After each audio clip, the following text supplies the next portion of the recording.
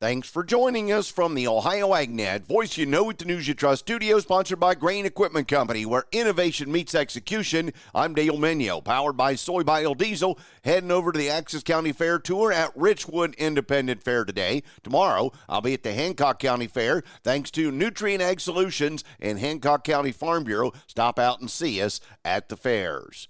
Well, Smithfield Foods sold a former Premium Standard Farm, Sow Farm, in north central Missouri, Sullivan County, at an auction earlier this month. The 1,371-acre farm, with a mix of farmland, pasture, and woodland, sold in 10 tracts for $5.64 million, or about $4,160 per acre.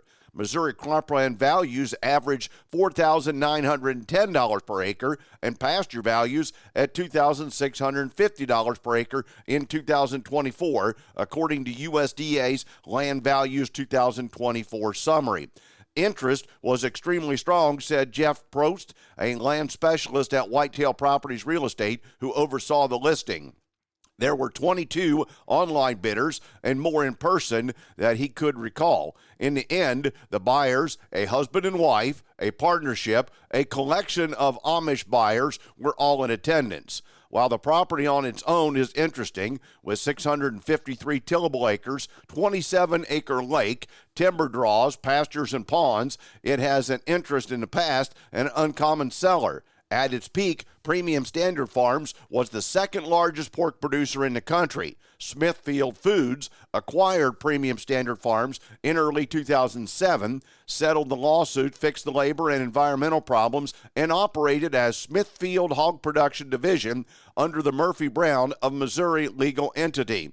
In 2022, Murphy Brown of Missouri owned 42,172 acres in the state, according to a report by the Missouri Department of Agriculture. All but 7,000 acres or so are located in Sullivan, Mercer, and Putnam counties, where Smithfield hog operations are located. In total, 0.43% of Missouri's farmland is owned by foreign entities. China owns 36% of all the land owned by foreign entities or citizens in the state.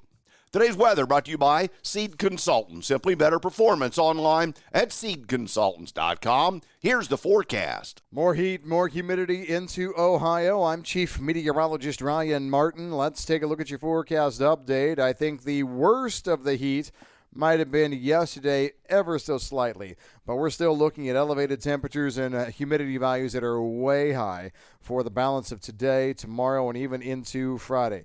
We have a frontal boundary that's going to try and come through Ohio late Friday afternoon and evening. That's going to change things dramatically for the weekend, but before we get there, high heat, high humidity, heat indexes that are still flirting around with those triple digits pretty easily.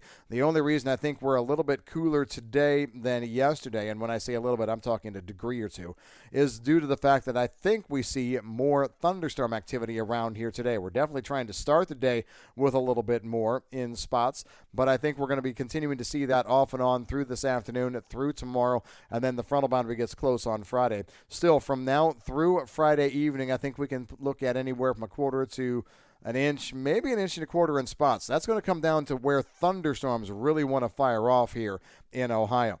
The bad news is any moisture that we see between now and the end of the week is going to have to carry us quite a ways because we go dry, low humidity values in here right away on Saturday. Very pleasant weather conditions for Saturday, Sunday, and Labor Day Monday, but we keep the rain-free stretch going all the way through next week. Temperatures start to ramp back up next Thursday and into Friday, but I'm not calling for another rain again until after the week of the 7th and 8th, so it's going to be a minute. I'm Ryan Martin. And thanks, Ryan. A new no-cost carbon calculator allowing American farmers to anonymously measure the carbon intensity of their farm operations was officially released by Meristem Crop Performance. We want to help American farmers understand how 4 key Meristem products can take cost out, raise more bushels at less cost per bushel, and add farm income from their regenerative ag practices, said Meristem founder and CEO Mitch Evaston. In announcing the free online calculator, Eviston says Meristem is not going to be buying carbon credits, but our product platform fits perfectly with regenerative ag practices that can be monetized through EQIP Section 45Z and carbon emission offsets. We can help you win. Called the CI Estimator, the calculator is geared to provide growers an easy-to-use overview of the practices that affect an operation's CI score. CI is an estimate of carbon emissions, and lower scores are better, generally increasing yield, decreasing synthetic inputs, reducing tillage, and using cover crops will improve your score. Try it. It's online at meristemag.com/CI-estimator. There's never been a better time to be more efficient with crop inputs, said Eviston. The biologicals that Excavator AMS and those delivered through our patented biocapsule technology can reduce your fertilizer spend, save you money on adjuvants, and take out a tillage pass. And that adds savings and gains a lower CI score that can earn you money. We're out to help every American farmer take a cost out and earn another $100 from every acre. To Meristem's credit, they're offering growers a chance to play with the tools, understand the variables, and really think it over, says Andy Jenks, Illinois farmer and founder of Verdova. That's the data company that partnered with Meristem to develop the calculator. What growers need to do right now is document their practices. Every tillage pass, every planting pass, every operational pass across the field, they need to know that and to understand what the CI score is. Also, in other notes, it looks like the state of Iowa will keep in place a 1/4 cent per bushel indemnity fee on grain sales for at least another year as it tries to rebuild the state's grain indemnity fund, the Iowa Department of Agriculture and Land Stewardship announced earlier this week. Iowa farmers will continue to pay a state indemnity fee on grain sales for one more year, assuming no claims are made against that fund. The state said it will end the assessment on August 31st, 2025. Since its creation, the Grain Indemnity Fund has paid out more than $19 million in claims to more than 1,600 grain producers. Back with more after this. Time is running out for your chance to win a free TV. All you have to do is subscribe or renew to your free subscription of Ohio's Country Journal. Subscribe or renew before September 20th, 2024, and you will be entered for a chance to win a free TV. Subscriptions are completely free, but we must have a new request on file from subscribers every 3 years. The process is quick and easy. Visit ocj.com/renew. That's ocj.com/renew. Time is running out, so subscribe or renew today. Bayer Crop Protection Technology Development Rep Rod Stevenson is joining me on behalf of Channel Seed to share the latest research efforts by Bayer Crop Science to combat plant diseases like tar spot. What's the latest, Rod?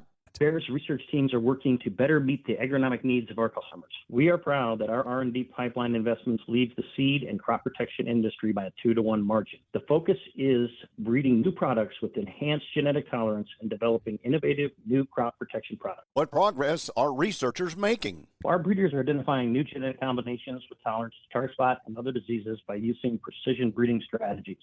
We expect the capabilities to reduce one breeding cycle from 6 years to 4 months. In recent advancements, we recreated tar spot in test plots to help develop our new corn products with improved tolerance. Thanks, Rod. To learn more, visit channel.com. Always read and follow IRM where applicable, grain marketing, and all other stewardship practices and pesticide label directions. The Biden administration has increased regulatory burdens on agriculture and has failed on international trade, a group of former Trump administrator officials highlighted on Monday. Trade was the key topic when Representative Adrian Smith of Nebraska held a panel discussion at the Nebraska State Fair with Kip Tom, former U.S. ambassador to the United Nations agencies for food and agriculture, Greg Dodd, former U.S. chief agriculture negotiator at the U.S. Trade Representative's office, and U.S. Senator Pete Ricketts, a Republican and former Nebraska governor, held the Federal Issues Forum at the Nebraska State Fair in Grand Island on Monday.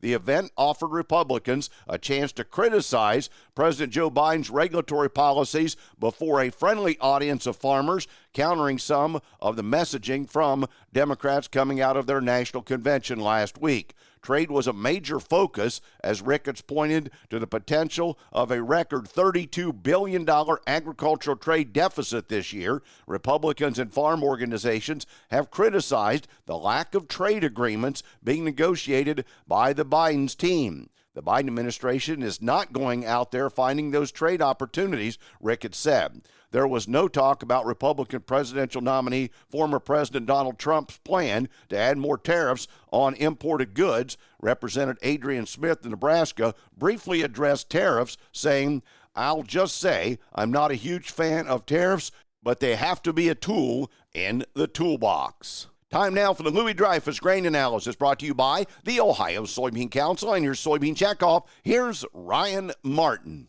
Grain markets finish out mostly higher on Tuesday, and now we're waiting to see what happens the rest of the week.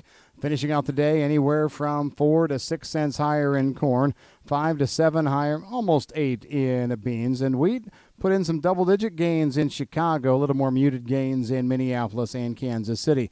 What were the talking points yesterday? Well, honestly, there weren't many overall. There was a little bit of chart selling to start the day, but we didn't really see that turn into a trend by any stretch of the imagination. Crop condition ratings declined for the first time in a couple of weeks. 65% of the U.S. corn crop was rated good to excellent, down 2 points.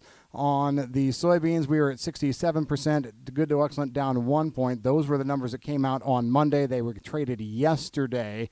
The surprise of the report was that the Illinois bean crop was down 6% week on week, in line with the 5-year average. White mold and sudden death syndrome are becoming noticeable across Illinois. Also seeing a little bit of holes of that kind of activity in Indiana. 89% of the U.S. bean crop is setting pods, 6% dropping leaves, 84% of the corn crop is in the dough stage, 46% of the crop dented. So those ratings were one of the big things that were traded yesterday. The other thing that was watched yesterday, USDA out in the afternoon with their update of U.S. agricultural trade. The May estimate had a U.S. ag trade deficit at a record $32 billion. Let me just tell you this, it didn't get any better over the course of the past few months, and so that's going to be the elephant in the room, well, economically going forward. Russia's FOB wheat is valued at about $217 a metric ton now, steady with the days prior. That's 12.5% protein. Overall, if we're talking about all of these different things, there's not much else in the marketplace. I think it's going to be a trend-following day today, but not very far in either direction. I'm Ryan Martin. And thanks, Ryan. I'll look at the overnight figures after this.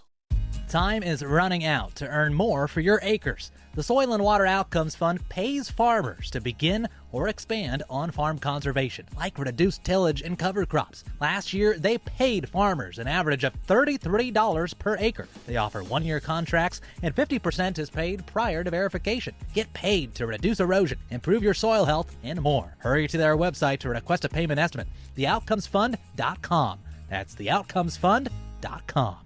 Hi, everyone. This is Dale Minio from the Ohio AgNet. For a quarter of a century, I powered my truck with biodiesel, traveling the state promoting agriculture.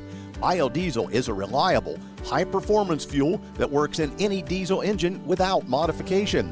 The best part is that with every mile driven, I'm fueling the economy, doing good for the environment, and supporting soybean farmers. Learn how using biodiesel can add value to every bushel of soybeans grown at soyohio.org. Today's market's brought to you by Seed Consultants. Simply better performance online at seedconsultants.com. Overnight, we give back a little of yesterday's gains. September corn down a penny and 1/4 at $3.66. December down a penny and a half at $3.91 1/4. September beans down 4.5 cents at $9.63. November down 4 3/4, trading $9.81 3/4. September wheat down a penny and a half at $5.06 3/4, while July next year new crop is $5.72, down a penny. In livestock, August cattle up $1.57 at $185.17. October $179.40, up $2.42. The October lean hogs $82.07, up $1.67. December up 95 cents at 71.65. September feeder cattle, $241.92, up 57 cents. And September Class 3 milk down a penny this morning at $22.57. Thanks for joining us. This is the Ohio AgNet.